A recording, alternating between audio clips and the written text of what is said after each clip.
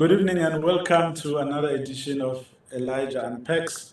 This is where we talk about all issues education, and we invite different people to come through so that we can delve deep into the issues that are affecting the basic education system in South Africa. We focus on basic education, but we can also talk about higher education because the two are intertwined. So we always make sure that we focus on the entire system. But this has been a very busy week in Parliament. We are in Cape Town. We have seen portfolio committees happening. There was a meeting of the portfolio committee on basic education, which was focusing on the implementation of the BELA Act. There was also another portfolio committee held jointly between the Department of Sports, Arts and Culture as well as basic education. The discussion was focusing on the MOU which the departments have in place. But we also had the budget vote speech in the National Council of Provinces. The basic education minister was there. She delivered the budget vote speech. And on Thursday, which is today, the minister has delivered the budget vote speech for the Department of Basic Education, launching in earnest a program of activities for the coming year, starting now with the budget vote speech. There are a lot of issues that were raised in that speech. Some are not new. In fact, many of them are not new. But the context is that the sector is going through serious financial constraints. The question is, what comes first? How do you prioritize in a situation like that one? So we are going to be taking a look at some of the issues that the minister spoke to. We have tonight Nomusa Cembi from the South African Democratic Teachers Union, SADTU, as well as the Deputy President for NAPTOSA, the National Professional Teachers Organization of South Africa, Nkosiphendule, Ntantala, who's here with me tonight. We will be looking into the different issues that are affecting the sector, those that need attention. So first and foremost, I must thank you for coming through to this conversation. It's an important one. We are looking into the budget. So the budget vote speech is probably the only speech in a year that has all the issues affecting the sector all in one. That's why it's important that we pause and dissect it because it's a policy document. It's an important one that will be referred to from today into the rest of the year, in fact, and until next year. So Nomusa, I'm going to start with you. After listening to the budget vote speech and reading the text that has been shared with you, what was notable from your end that you wish you could touch on just as your initial reaction? First, let me thank you, Elijah, for inviting SADTU and to this program. Yes, we have noted the budget speech, and it's we would like to commend the priorities that the minister is focusing on, the priorities on ECD, early childhood development, and professional teacher training and school infrastructure, and also the issue of mother tongue instruction. We feel these priorities are the priorities that we are looking at also as SADTU. We have a passion when it comes to foundational learning. It's in line with even our theme at our Congress. We focused on the strengthening of foundational learning and also the issue of mother tongue instruction. We are into it, as we always emphasize that it's part of a bigger picture towards the decolonization of education, that we must really look at our languages and strengthen them and develop our languages to be languages of instruction. So we believe this is the right move. However, we are worried as to whether all these priorities will be sufficiently met. Looking at our budget, our budget over years, I would say from 2013, we've seen that even though you can see that the figure is up, but it is not really up because the numbers of learners who come to school, the number is increasing and all. So our budget has been, in real terms, has been going down, is being cut over the years. So we are worried as to whether this will really meet all the needs that are there. We even earlier this year, as SADTU, we embarked on a march against austerity measures because we feel that they are leading to budget cuts, and this has an impact on the delivery of quality public education. Yes, we see the budget, but we are worried that it may not meet all the needs that we feel should be met. Yeah, thank you so much for that. There's a lot that I could ask you regarding that issue of the budget and the action that you've taken, particularly your activities in KZN, but we'll touch on that much later. But Ntantala, let me come to you now. Any notable areas that you wish to talk to from the budget that the minister delivered this afternoon? Thank you very much, Elijah, and good evening to you, and good evening to Nomusa, and people that are on the platform. Firstly, let me say NAPTOSA welcomes the 8% increase on the DBE budget. And one hopes that the little increase that has been put into this budget will assist us to cover a wide range of areas. We are especially pleased that the priorities that the DBE has outlined include early childhood development, and especially the professionalization of that particular sector, taking into consideration that ECD has almost been informal. We are very much pleased that there's a particular emphasis on foundational learning, which is going to enable the sector to pay attention to the learning gaps that there are. The increase in the education infrastructure grant, the look into the nutrition program, teacher development and support, we consider those to be very important, partnerships, and as well as issues of accountability. But I must also indicate that we are also concerned, whilst we note the increases in various areas of the budget, but our concern is the fiscal strain and the underfunding of the provinces, which has often led to unfilled posts and non-payment of allocation to schools.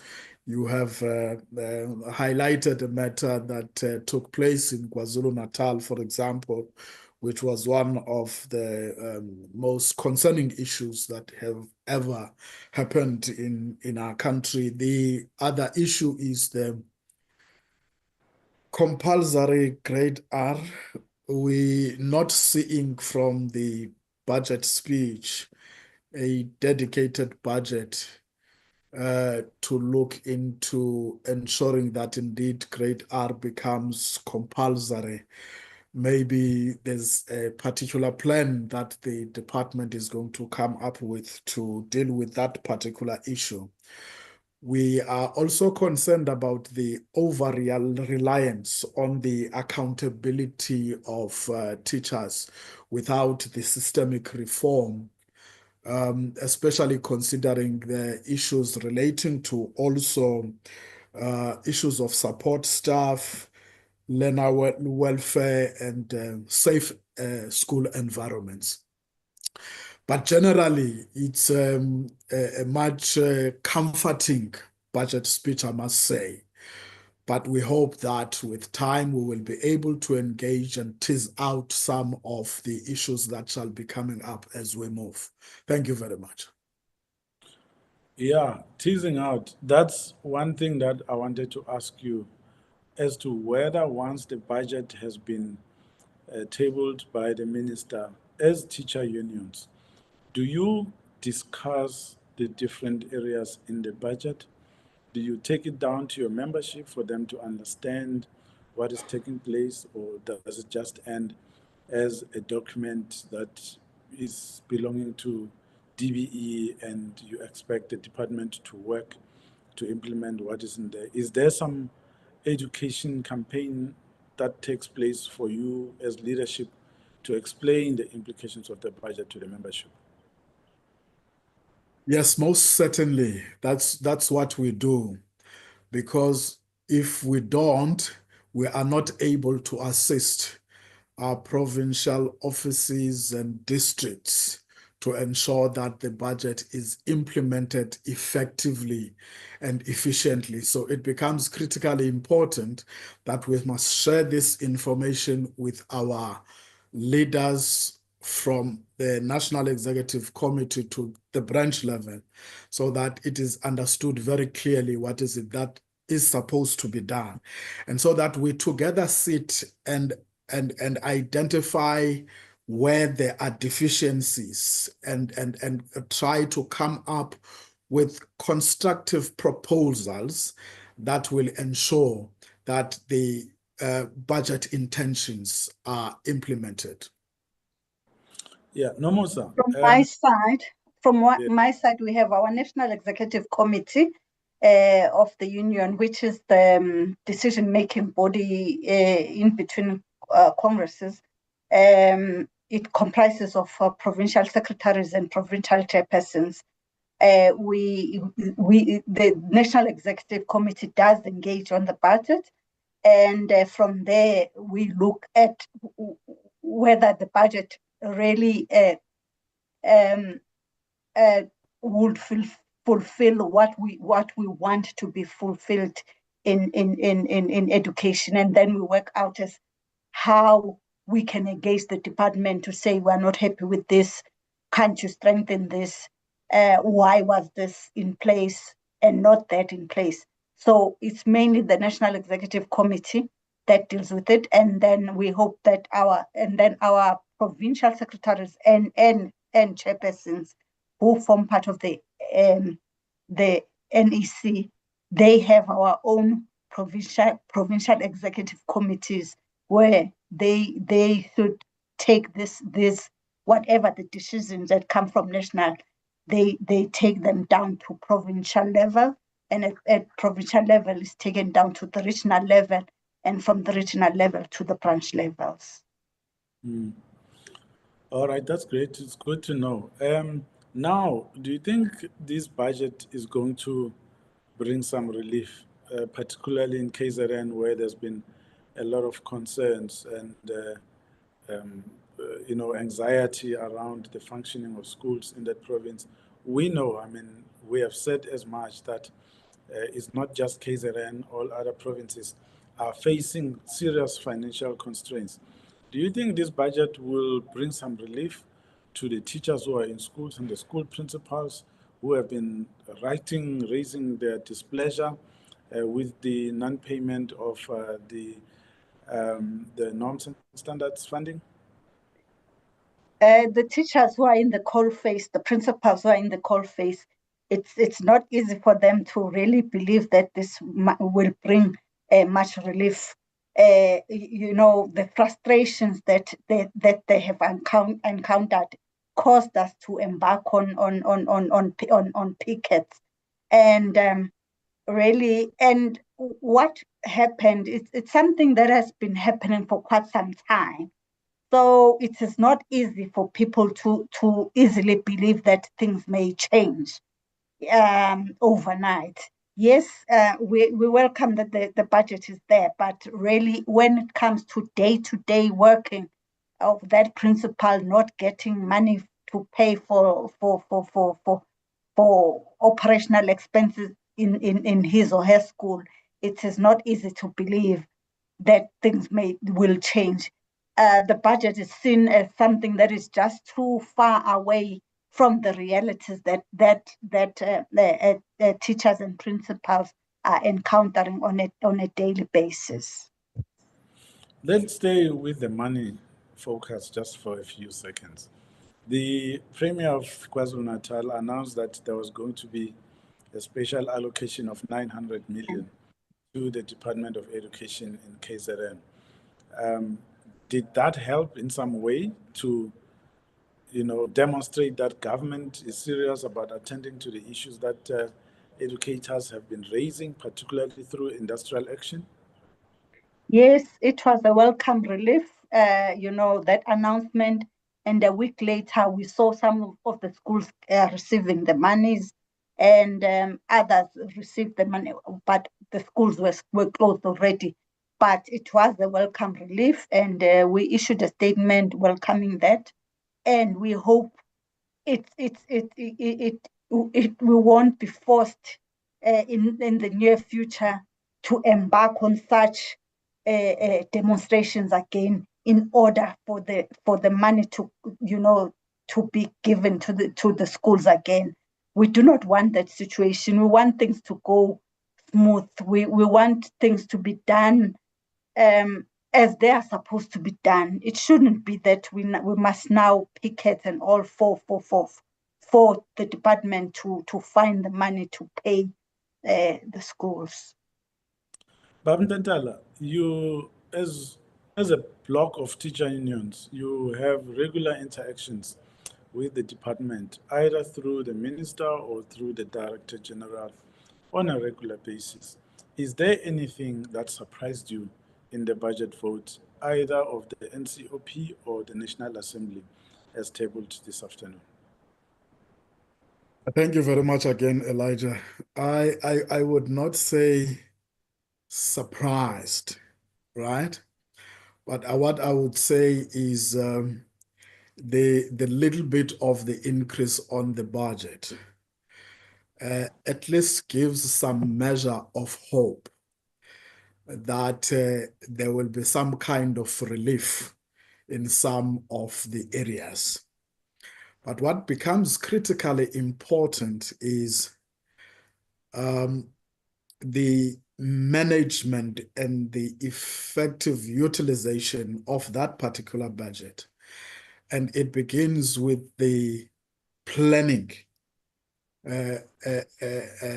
which becomes very critical for all the provinces and the national department. That's very important. The second one is the timeous disbursement of the allocation to schools. Because sometimes you find that the allocations are dispersed too late. And already you find that some of the schools have already gone into debt with principals trying all what is within their disposal to ensure that services are delivered to the learners. And so that becomes one critical point, that we must always try to ensure that the money is not utilized even before it has come, because that's going to create problems with planning. I know, for example, that the minister had at some point asked the provinces to come up with specific plans in relation to how they are going to deal with the fiscal constraints. And one hopes that that process has taken place, and as and when the monies are dispersed, there will be concretized plans. Thank you very much. In the early part of his speech, or somewhere in the middle of his speech, the minister says Teachers are the single most important in-school resource influencing learning outcomes. We must continue to support and professionalize them. What in real terms does that mean, Nomusa, from your own point of view as teacher unions? How does it look like? What would you like her to see or do? We understand, yes, we concur with her that teachers are very critical, in education. However, we also want to know exactly what is going to happen in ensuring that teachers are professionalized. I'm looking at the issue of ECD practitioners, as now there is a debate on their qualification as to what is going to happen exactly. Will the department put resources to ensure that those practitioners who have long been in the profession but do not have the requisite qualification, is the department going to put money aside to ensure that they are assisted to ensure that they acquire the correct qualification? We as SADTU would like to see more detail as to what she means by professionalization, the support that the department is going to provide to teachers to ensure that they meet the professional requirements of the profession. Ntantala, what's your take on the professionalization of teachers? How does that look like from your own point of view as NAPTOSA? Thank you very much. I must make the point again that, for example, starting with the ECD sector, I indicated earlier that this has almost been an informal sector. Now, professionalizing that particular sector means to say that people must be correctly qualified. Now, the issue must be, indeed, what is it that we're going to do with the unqualified and the underqualified practitioners at that level? And it requires that the sector must therefore come up with a plan to deal with that particular matter. The second issue is when we talk about professionalization of the sector, it must be placement of personnel in line with what they are qualified to do. Because you will find that in some instances, especially at the foundation phase, you've got some of the teachers teaching out of place because they have not been trained specifically to deal with the foundation phase. And therefore, any kind of teacher development and training and support must also be intended to ensure that we align the qualifications of the people that are teaching at the foundation level. Now, the other issue is with inclusive education, appropriately qualified people, because sometimes you find that people just apply because they want to be appointed and earn money, when in fact their training is not aligned to special education. So that becomes critically important for us. Thank you very much. So if you were to propose to the minister, she says somewhere in the speech that the sector is reviewing the post-provisioning norms to protect provinces from budget constraints. Has there been any input in terms of how that should be done to protect teachers that are already in the system, but also to create a space for new teachers to enter the system? What has the unions been saying to her regarding that one? Nomusa, you may come through as well. Yes, on the issue of provisional norms. As the union, we would like to see more teachers. We would like to see more teachers in our schools, and we believe that yes, they are posts, but you find that, for instance, in KwaZulu-Natal, there is a post basket, and you find that post basket is not filled to capacity. We want to see posts being filled. We want to see teachers being in class.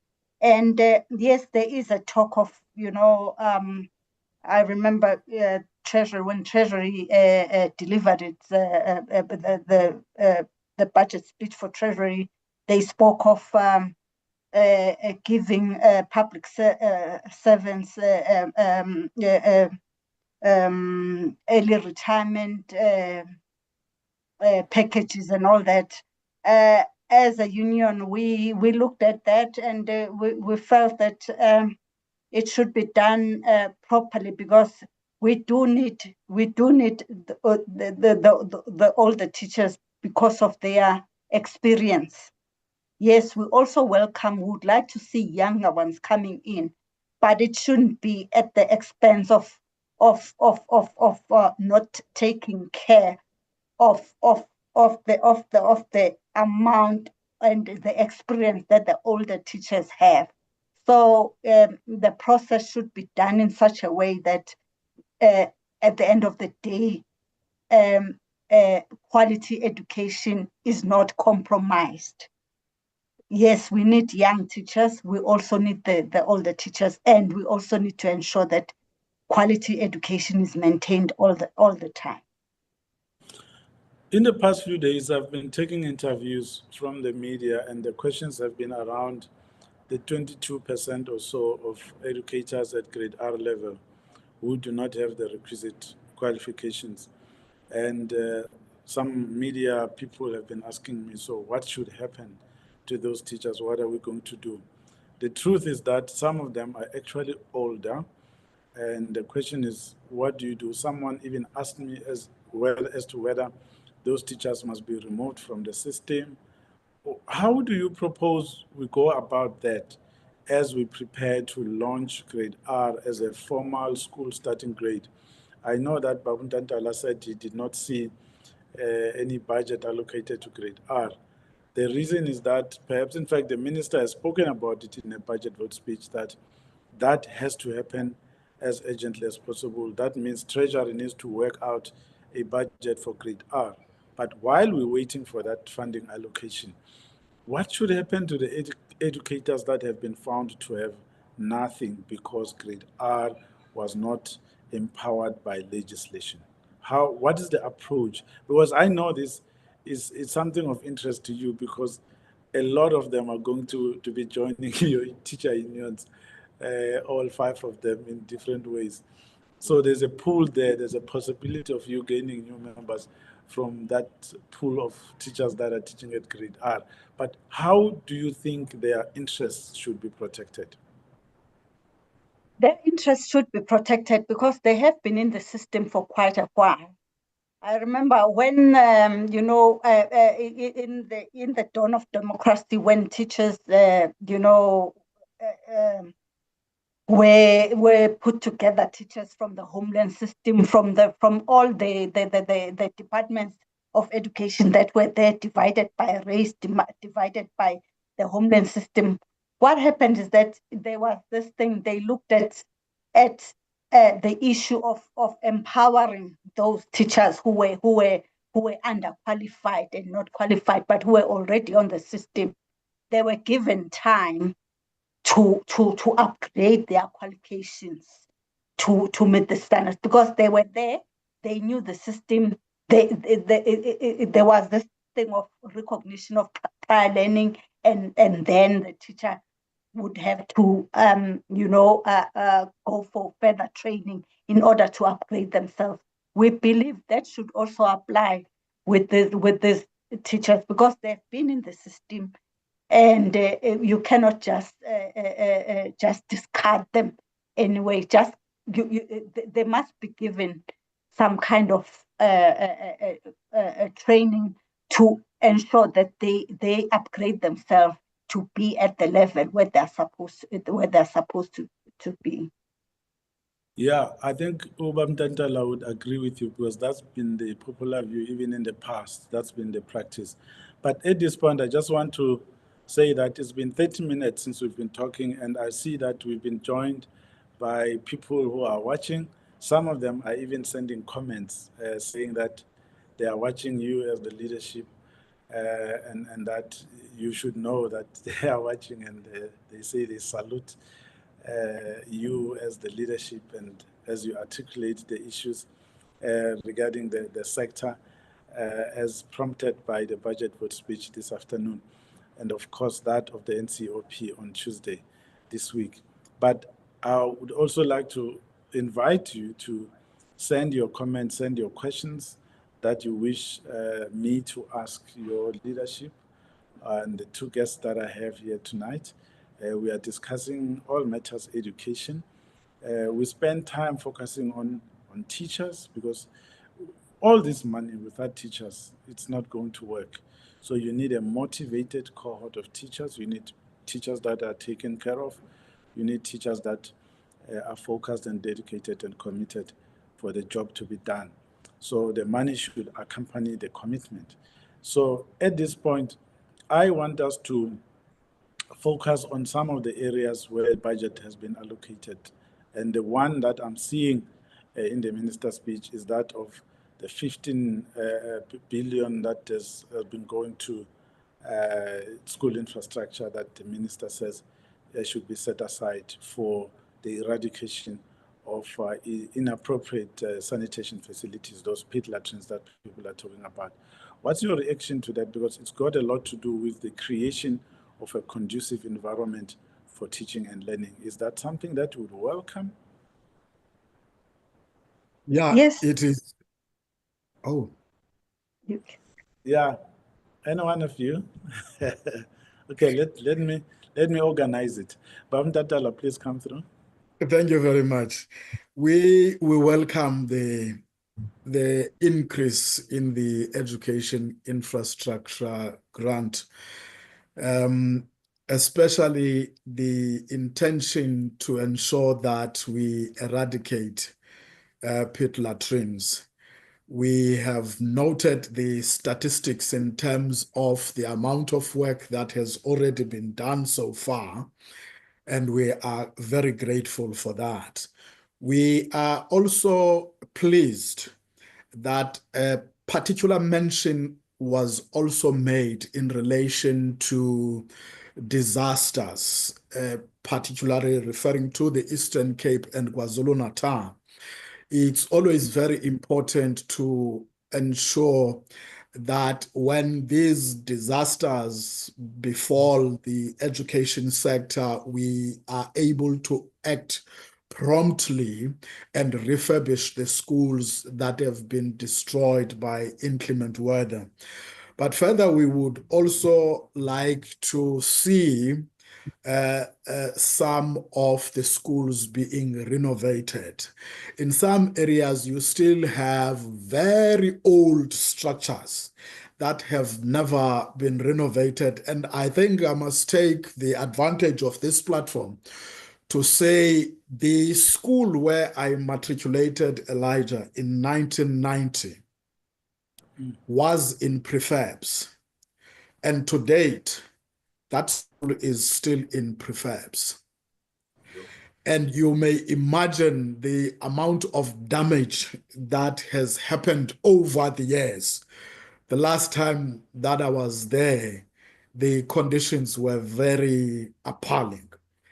But it's a number of factors that have caused that school not to be renovated and properly structured.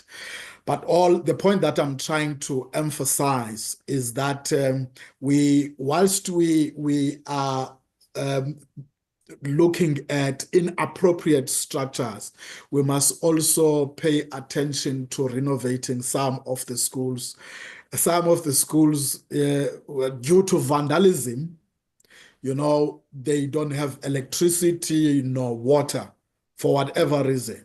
So it becomes very important that the point that you made earlier in terms of educating our people about the budget, so that everybody is aware that when money is spent, we must all make an effort to ensure that we protect that resource because it belongs to all of us. It's intended to service our children and our communities. So we welcome the infrastructure budget increase. Thank you very much.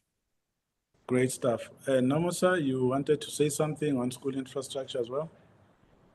Yes, we note the billions that have been put to infrastructure, but we are very much concerned because we have seen the natural disasters devouring Eastern Cape and KwaZulu-Natal. So we believe that more should have been put to cater for that, and also even the schools, the existing schools that are there, as Mr. Ntantala alluded, we are still confronted with prefab classrooms, and there isn't any talk as to what will be done to ensure that we eliminate those prefabs. We build proper structures. And another issue is the issue of security. I would tend to believe that infrastructure money also has to look at ensuring that schools are secured properly. Our schools are not properly secured. Some have got, fences that you can just simply push and walk over them. So, and we believe that a lot needs to be done by the department to ensure that our schools are safe, and proper infrastructure needs to be installed in our schools to make sure that our schools are safe. So we note the money, but we do not believe that it will really serve the purpose, as we believe that there is a lot that needs to be done to ensure that our infrastructure is in a position to ensure that children access education, children are safe, and the structures are in a position that they can provide a proper learning environment. Because members do complain that prefabs, they are hot when it's hot, they are cold when it's cold. You've got schools that have got prefabs for 20 years, and we want those things to be dealt with. It cannot be, we have tended to normalize what was put in place as a stopgap measure.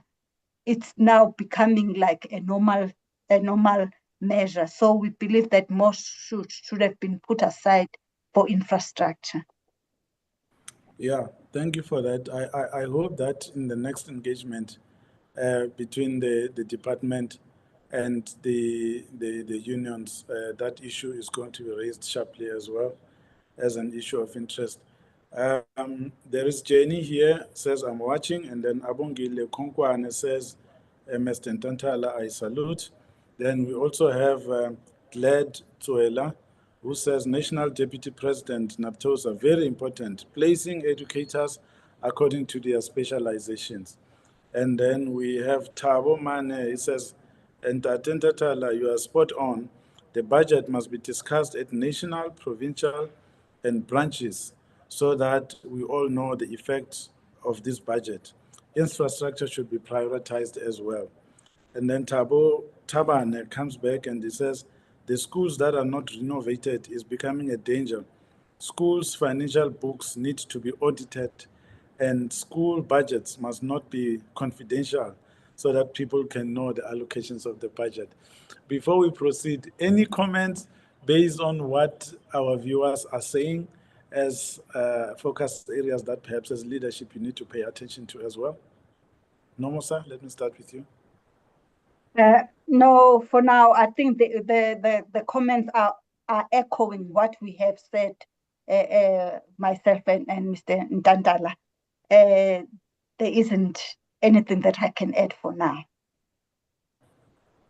All right, no, that's fine. Now, let's go to the school nutrition program. We are seeing that the minister has confirmed that 10 billion has been set aside for the school nutrition program. From your own point of view, your members, what are they saying is the impact of the National School Nutrition Program, the feeding of learners in the classroom? Yes, at national, there's always talk about it reducing absenteeism and encouraging learners to come to school.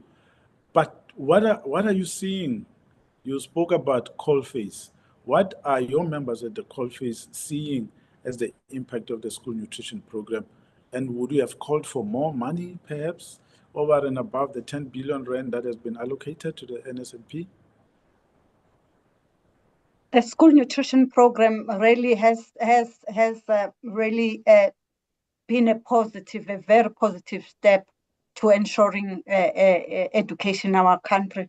Really, it has ensured that learners remain in school, learners do come to school, and it even during holidays, it is a problem. There were videos on social media of learners being hungry during school holidays because they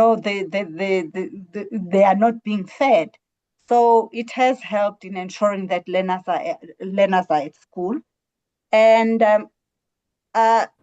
we encounter problems sometimes with the allocations to school. You find that sometimes the money does not come on time for the school nutrition program, and you find that the principal, the school has got to take from their own pockets to make sure that children do get that meal. So I would like a situation where there's a seamless implementation of the program, that monies are brought on time so that the program can flow smoothly. And on that note, I'm also reminded of the issue of infrastructure. The school nutrition program has been with us for quite some time, but you find that in some schools, you find that teachers schools have got to build what I can call shacks to be kitchens so that they can cook for the learners. The department has not really looked at the proper infrastructure to build proper infrastructure to cater for the cooking of these meals. So you find that some schools, it will just be a structure made up of corrugated iron just to make ends meet. We believe that department this school nutrition program is with us, will be with us forever. So the department should ensure that proper infrastructure is put in place, so that because what we see is a potential hazard to those who are working in that environment. Ntantala, any comment you'd like to make regarding the impact of NSNP on learners from your own point of view as NAPTOSA? Yeah, thank you very much. Considering the high rate of unemployment, one must understand that the question of poverty is a reality. It's not just a fallacy. And so the school nutrition program becomes very important. You have already indicated that it improves school attendance, but also from our side, what our members are telling us is that the learners become much more focused on the school work because they don't have to think much about where they are going to get food. Now their focus is on the studies, and therefore that impacts the learner achievement in the entire schooling sector.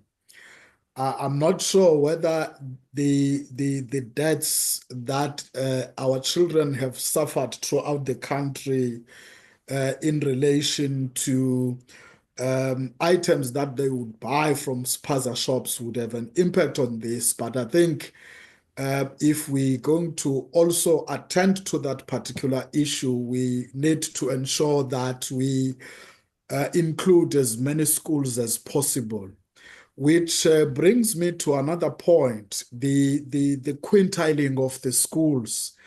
You see, sometimes there's a mismatch in terms of how the quintiling is done. Sometimes school would be put on an incorrect quintile because of the area in which they are located. But you would find that in essence, the children that actually attend in those schools are coming from poor, very poor communities. And it means that we must therefore do more to ensure that more learners benefit from this program. But I want to also echo the point that Nomusa is making, which I also made earlier, to say the timeous disbursement of the allocations becomes very important, and the manner in which the nutrition program is being managed, you see, at schools is also very critical. Maybe one must also take the opportunity to say to our teachers, this food is meant for the children. Because in some areas, it's a reality. In some areas, we find that teachers will have issues between and among themselves, not because of the work that they are supposed to do, but around the issues of the food, who benefits and who doesn't benefit. So it's important that we always ensure that it's the learners that benefit from this particular program. Thank you. Yeah, thanks for that message to your membership. That's very important, loud and clear. It's important that they hear it from you. Well, in one part of the speech this afternoon, the minister said, and I'm quoting, "In the coming weeks, I will be constituting an advisory body, the National Education and Training Council, to advise me on matters including school resourcing, teacher workloads and progression and promotion requirements, whether the pass mark should be 30, 40 or 50%, in which subject must be subjected to a well-researched process of experts and not feel-good statements shouted from rooftops and Twitter streets. We must be responsible with the curriculum of our children." Any take on that regarding the establishment of this advisory body by the minister? It's something that she had been talking about from last year already when she came into office. Your response to her remarks on this in the speech today? Ntantala? Thank you very much, Elijah. The advisory body is a very important organ. And what becomes important again is who is going to constitute that particular body. Now, before I move further, I must also say that it's going to be very important, as the minister has highlighted, that we take into account what the mandate of that particular body is going to be, so that we don't have a situation where in the long run, people now begin to operate in areas where they were initially not supposed to operate. So that's going to become very, very important. And it must be, I'm happy that the minister is identifying areas of focus for that particular body. And I know that with time, those will be refined so that you have a very clearer terms of reference for that particular body. Now, the issue relating to progression requirements, well, the progression requirements between GET and FET, our understanding is that cannot be the same, because the level of the curriculum and the assessment methods at these different levels are not the same. So they need to consider the cognitive development of the learners at each level of the education system. Well, the 30% pass percentage has always been an issue for quite some time, but for us, it is not much of an issue, because it's a minimum. It's a minimum. So learners have a choice whether to achieve the minimum or achieve at the highest level. So for us, 30% is not an issue because, for example, if you would look at the grade 12 or grade 11 and 10 reports of us who are here and many other people who went to school at our time, you will still find that there will be a 30%, a 33 and a 30% in those reports. So I'm saying it's how we orientate each other about the past requirements, and it's not a bad thing to review the past requirements. It's always a good thing so that you are able to measure whether your assessment is still achieving what it is required to achieve. Yeah. Now, let's move on to the issue of the BELA Act. There's been a lot of debate around it, the guidelines versus the regulations. The minister and the team were at the portfolio committee on Tuesday, and the provinces were also there to talk about the implementation of the BELA Act, the progress thereof, areas of challenges and areas of progress. What's been the take of the unions on the progress thus far? Because it looks like there's a push for speed when it comes to the implementation of the BELA, even though there are over 50 clauses that are there, but it seems that, there are some issues that still need to be resolved there. But what is the position of the teacher unions? I'm going to start with SADTU now. Says Nomusa? Okay, before I touch on the issue of the BELA, let me also speak on the issue of the advisory advisory structure. As SADTU, we are uncomfortable with it, with the structure, because we believe that we have the Council of Education Ministers, which is comprised of the all MECs for education. We believe that it is the structure that can advise the minister on these issues, and it is there by law. So we believe that we are worried that there will be many processes or many people who are talking about the same thing, which may cause unnecessary tensions. And we are worried that we would not want to see this structure now being in place and delaying issues, because now we will have the structure. We have the Council of Education Ministers. We want things to move seamlessly. We do not want to see tensions emanating from these two structures. So we believe that the minister should really look into this, and why another advisory body when we have the Council of Education Ministers. Then to move on to the issue of the BELA Act, the issue of the guidelines and all that. As SADTU, we were from the beginning, we're not happy with the minister issuing the guidelines, because we're waiting for the minister to really move. We felt that she is delaying the process, because she's supposed to ensure that we move to have regulations in place. A committee was set up, the committees which worked on the regulation. So we're waiting for the regulations to be out for public comment and for the process to move forward. So now to come up with guidelines where the minister said they are not binding, we felt it was just a waste of time to be issuing something that you say and then it is not binding. Why don't you move with regulations which are needed, which everyone is waiting for?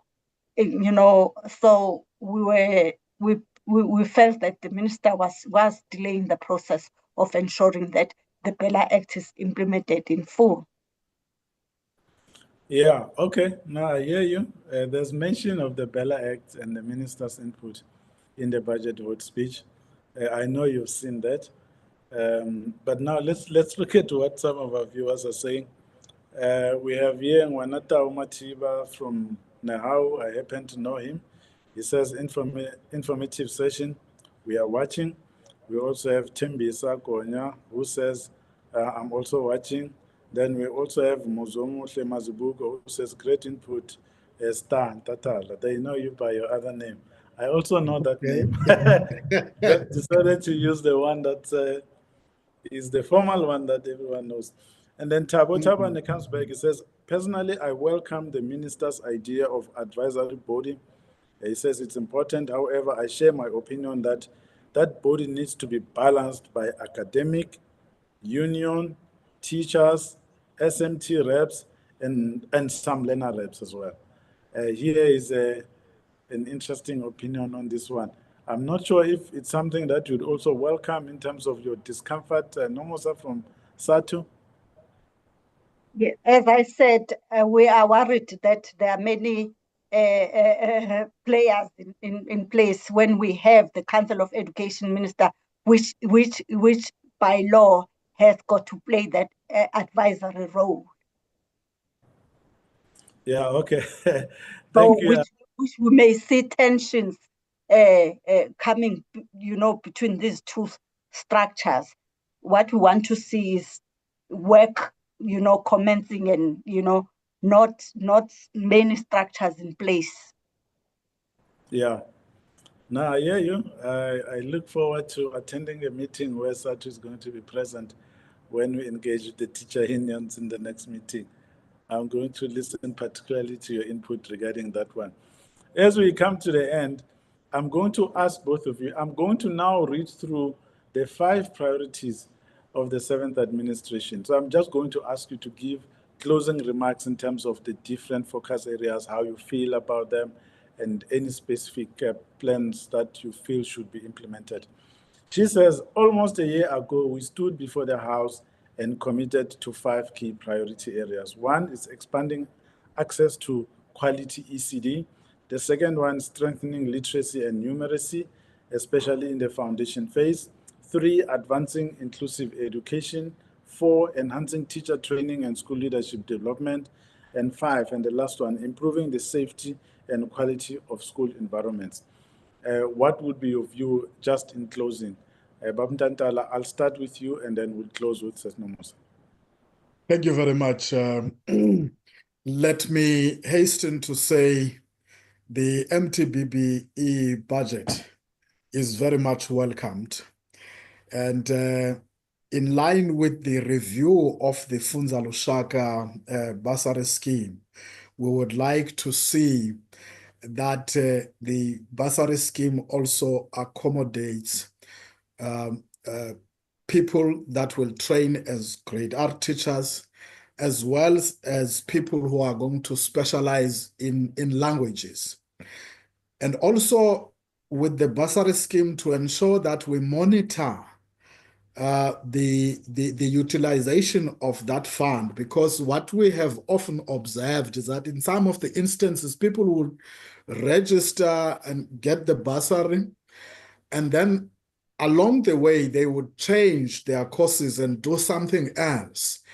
And somehow the bursary scheme would not be able to pick up that the people have now abandoned the courses for which they were funded.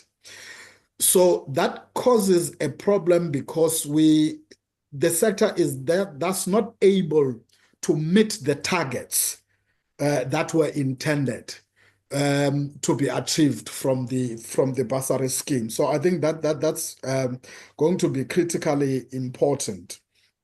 The other thing is in relation to safe environments. We note the protocol that has been signed between the Minister of the Police and the Minister of the DBE.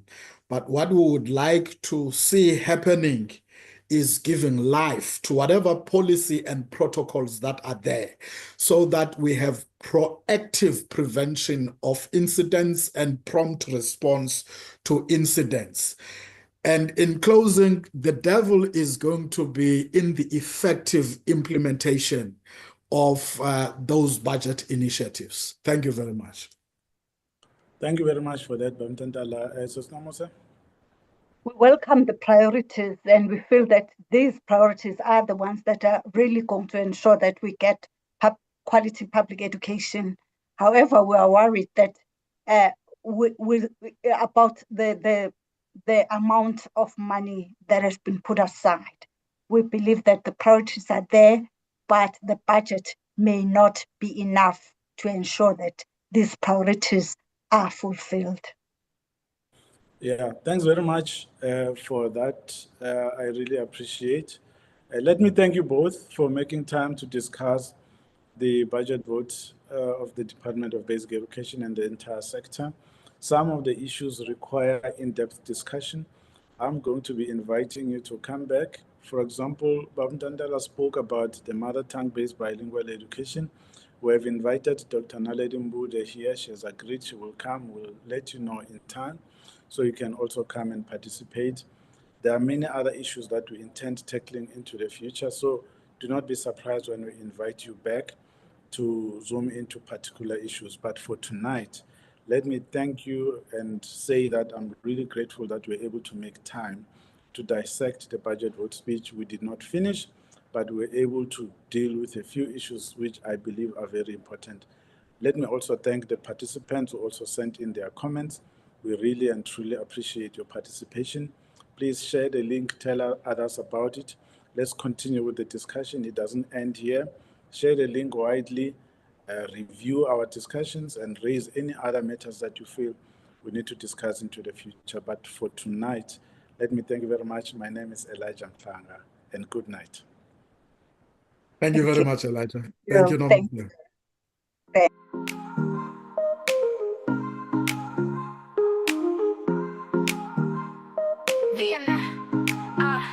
VM Network, it's your time to tune in. Stories that connect where we all begin. Laughter, lessons, journeys unfold. VM Network, let the stories be told.